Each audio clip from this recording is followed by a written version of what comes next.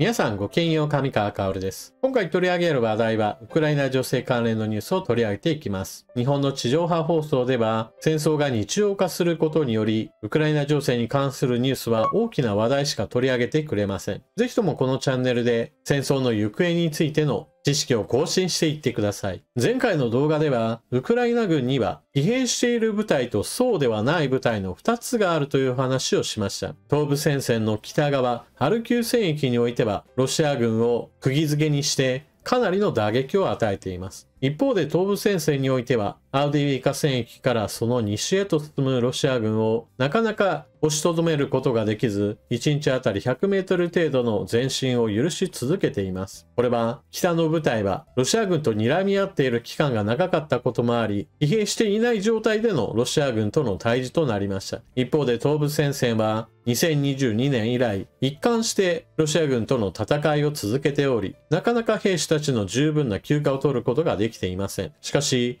東部戦線と一言で言っても、南北に非常に長大な戦線であり、そこを守っている部隊は、それぞれ別々の指揮官たち、そして兵士たちの違いがあります。今回は、アウディーイカからほんの30キロ南におけるロシア軍の攻勢、その結果、何が起こったのかについて見ておきましょう。また、動画の後半では、合わせて日本の国防状況についての最新情報をお伝えしていきます。こちらの戦況マップは戦争研究所の発表しているものを引用しています。赤く塗られている部分がロシア軍の占領している地域。そして丸が付けられているところが激しい攻防戦が起こっている場所です。今回注目するのはアウディーイカの町から南へ30キロ、小さな集落クラフィカに対するロシア軍の攻撃です。この攻撃は今年3月以降で最大規模の装甲戦力を集中したロシア軍にとっては戦線を突破しようと狙っている大規模なものとなりました。関連ニュースです。ロシア軍が装甲車両60両近くで大規模な突撃。ウクライナの空挺旅団が巧みな連携で撃退。ウクライナ東部ドネツク州アウディーイカ、そこから30キロほど南。ロシア軍は前進できていないばかりか、そうしようとして大量の死傷者を出している。ロシア軍第150自動車化狙撃師団の所属とみられる大規模な部隊が、ウクライナ側の防御拠点の集落、プラヒウカに対して複数の方向から攻撃を仕掛けた。ウクライナ軍の報告によれば、この方面で過去最大級の攻撃だった。ロシア軍部隊は戦車11両、歩兵戦闘車45両、珍しい BMPT、戦車支援戦闘車ターミネーター1両、オートバイ12台に登場する総勢数百人の兵士で構成されていた。その攻撃の様子は動画で公開されています。ウクライナ軍の陣地に向かってくるロシア軍の様子です。そして、このように映像があることからはっきりとわかることは、ウクライナ軍のドローンがロシア軍の接近を距離がある段階から十分に把握しているという点です。ウクライナ軍の基本戦術である、まずドローンで敵を見つけ、その連絡を味方部隊へと下ろし、後方の砲撃部隊が攻撃、そして近距離からは対戦車弾頭を積んだ小型ドローンの突撃、そしてさらに陣地に近づいてくる敵に対しては、機関銃などでの迎撃といったものが行われます。今回ロシア軍の攻撃においては、砲撃と小型ドローンによる突撃といったものを使うことによって接近を阻み、また陣地の前に設けられた対戦車地雷の効果もあって、ロシア軍の第一波を粉砕することができました。視界を遮るもののない平地での戦い、ロシア軍の戦車や歩兵戦闘車が次々と攻撃を受け、足を止めることとなりました。そして、攻撃の第一波が大きな被害を受けると、それ以降の部隊は被害の拡大を恐れて転進、撤退していきました。ロシア軍部隊は明け方に突撃を開始し、数時間以内に完全撤退を余儀なくされた。後には、大破した戦車6両と歩兵戦闘車両7両、焼けたオートバイ全12台が残されていた。第79旅団によると、ロシア兵40人が死亡し、37人が負傷した。ロシア軍の投入した兵力の損失。戦車11両のうち6両が撃破。歩兵戦闘車45両のうち7両が撃破。バイク突撃兵については全滅しました。なお、この攻撃にはちょっと珍しい戦闘車両が加わっていました。ターミネーターという戦闘支援車両なのですが、これはロシア軍において2023年12月時点で23台しか製造されていないかなりの希少兵器です。基本的には攻撃特化の車両なのですが、今のところは大きな活躍はしていません。ちなみに今回は生き残ったようですが、すでに2023年時点において撃破報告の映像が公開されており、他の車両と防御力に関しては大差ないようです。東部戦線におけるロシア軍の攻撃は、少ない戦闘車両と、それとはまた別に繰り返し行われる歩兵による突撃といったものが、ウクライナ軍を消耗させています。ですから戦争研究所ではこれだけの規模の装甲戦力を集めた攻撃はここ3ヶ月で最大のものだと評価しています。しかしここ3ヶ月最大の攻撃は失敗に終わりました。ここで前回の動画の解説と合わせて考えると、今回迎撃に当たった部隊は疲労していない準備万端な部隊だったと言えるでしょう。ドローンによる観察によって情報を共有し、それに伴って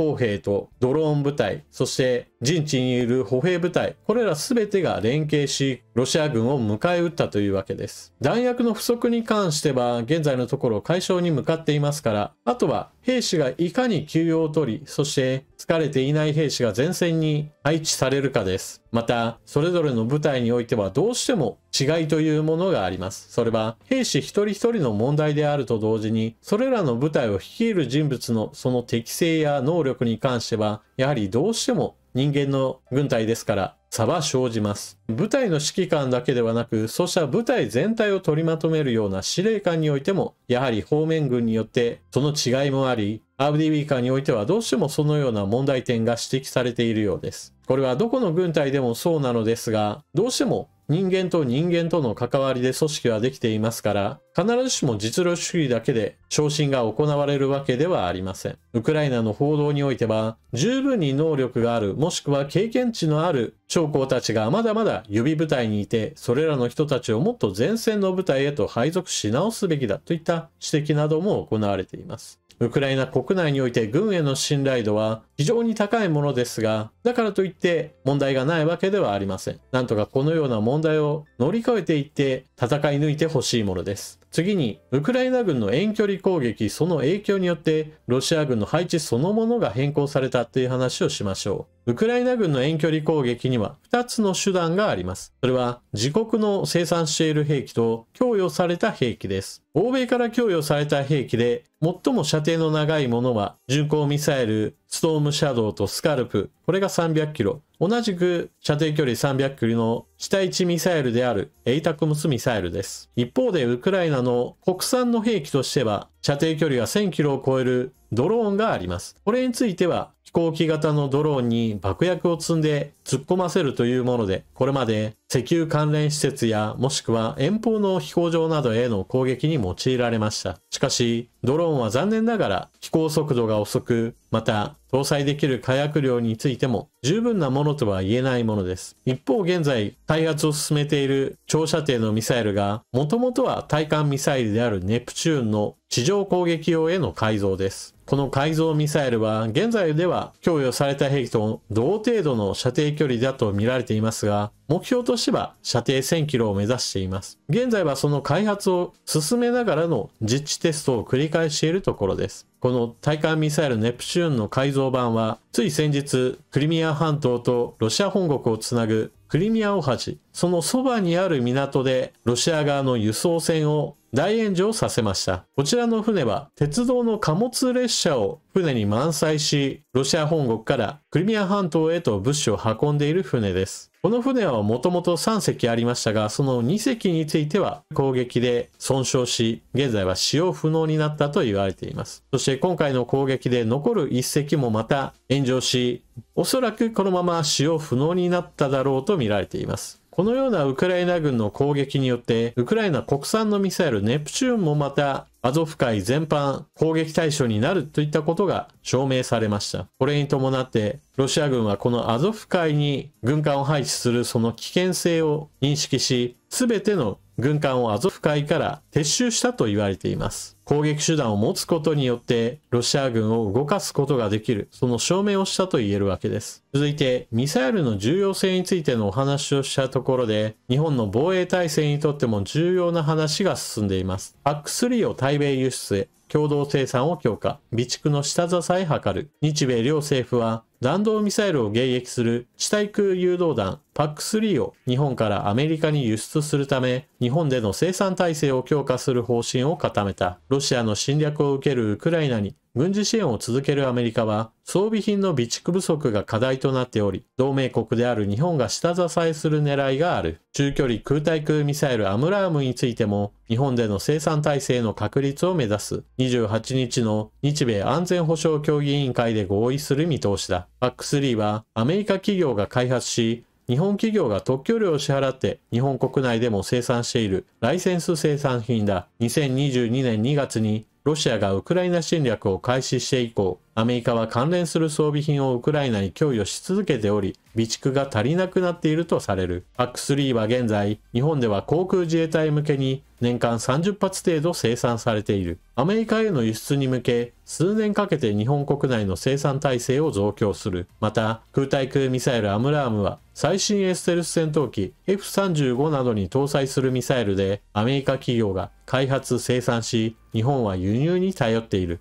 PAC-3 と同様、アメリカでの生産が逼迫しており、計画通りに輸入できていない。今後、アムラームを日本でライセンス生産した上で、日本で使用するか、アメリカへの輸出に回すかを協議する方向だ。日本政府は昨年12月、防衛装備移転3原則と運用指針を改正し、ライセンス生産品の完成品について、特許を持つ国への輸出が全面的に可能となった。今年4月にアメリカで行われた日米首脳会談では、ミサイルの共同生産などをテーマとした定期協議の開催で合意。6月に初会合を開いて、日本で生産する具体的な装備品の選定作業を進めてきた。戦争が起こっていない時の弾薬というのは、基本的には訓練で消費する分しか必要がないわけですから、生産設備そのものも訓練で消費される量に合わせてのものとなっています。しかし、いざ戦争が始まってしまえば当然のように、ほとんど毎日のように消費したくなるような状況が生まれるわけですから、訓練用の製造ラインだけでは十分な量を生産することができません。欧米からウクライナに渡されている防空ミサイルシステムは、それほど数が多くはないわけですが、しかしそれでもフル回転して対空ミサイルを撃てば、その消費量は十分多いもので、アメリカにとっても生産補充が間に合わない状況となっています。ですから、アメリカ本国での生産ラインも拡充することが決定し、